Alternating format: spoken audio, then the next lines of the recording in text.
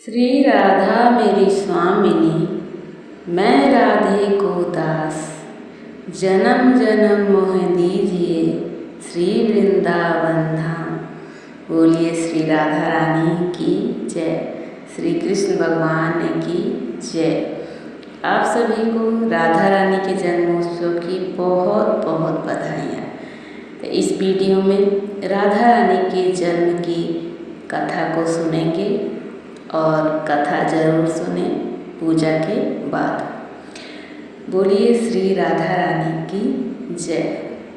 ब्रह्म वैवर्त पुराण के अनुसार एक समय की बात है, गोलोक धाम जहाँ श्री कृष्ण अपने नित्य विहार किया करते हैं, वहीं राधा रानी भी श्री कृष्ण जी के साथ निवास करती हैं। एक बार की बात है, जब राधा रानी कुछ समय के लिए गोलोक से दूर थी, तब भगवान श्री कृष्ण अपनी एक सखी बिरजा के साथ विहार कर रहे थे। जब राधा जी को इस बात का समाचार मिला तो वे अत्यंत क्रोधित हो उठी और तत्काल श्री कृष्ण जी के पास पहुंचकर उनसे कठोर वचन कहने लगी। राधा रानी का यह रूप देखकर श्री कृष्ण की परम मित्र श्रीदामा को बहुत दुख हुआ। उन्होंने सोचा कि राधा जी ने प्रभु श्री कृष्ण से अनुचित व्यवहार किया है, इसी कारण क्रोधवश श्रीदामा ने राधा जी को श्राप दे दिया कि हे देवी, आपको अपने दिव्य धाम गोलोक को छोड़कर पृथ्वी लोक पर जन्म लेना पड़ेगा। यह श्राप सुनकर राधा रानी और भी क्रोधित हुई और उन्होंने प्रतिशोध में श्रीदामा को भी श्राप दे दिया। हे श्रीदामा, तुम भी राक्षस कुल में जन्म लोगे और वहाँ अपने कर्मों के कारण अंततः मृत्यु को प्राप्त होगे। राधा जी के श्राप के फलस्वरूप श्रीदामा का जन्म शंखचूड़ राक्षस के रूप में हुआ। यही शंखचूड़ भगवान विष्णु का अनन्य भक्त था, जिसे बाद में भगवान शिव ने युद्ध में पराजित किया था।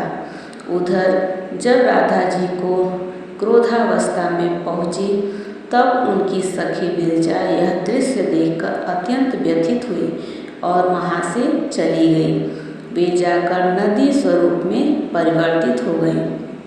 श्रीदामा और राधा जी के बीच साफ सापी का इस लीला के बाद भगवान श्री कृष्ण जी ने राधा जी को समझाते हुए कहा, प्रिय, जब अब आपको पृथ्वी लोक पर जन्म लेना होगा, वहाँ आप वृषभानु जी और उनकी पत्नी कीर्ति देवी की पुत्री के रूप में प्रकट होंगी। सांसारिक दृष्टि से आपका विवाह रायण नामक वैश्य से होगा, जो मेरा ही अंशावतार होगा। इस प्रकार पृथ्वी पर भी आप मेरी प्रिया स्वरूप में रहेंगी, परंतु हमें वहाँ वियोग और मिलन दोनों की लीला का अनुभव करना होगा। भगवान श्री कृष्ण के वचनों के पश्चात योग माया ने कीर्ति देवी के गर्भ में प्रवेश किया। जब कीर्ति देवी प्रसव पीड़ा से गुजर रही थी, तब योग माया ने वायु के रूप में वहाँ प्रवेश किया और उसी क्षण राधा रानी की कन्या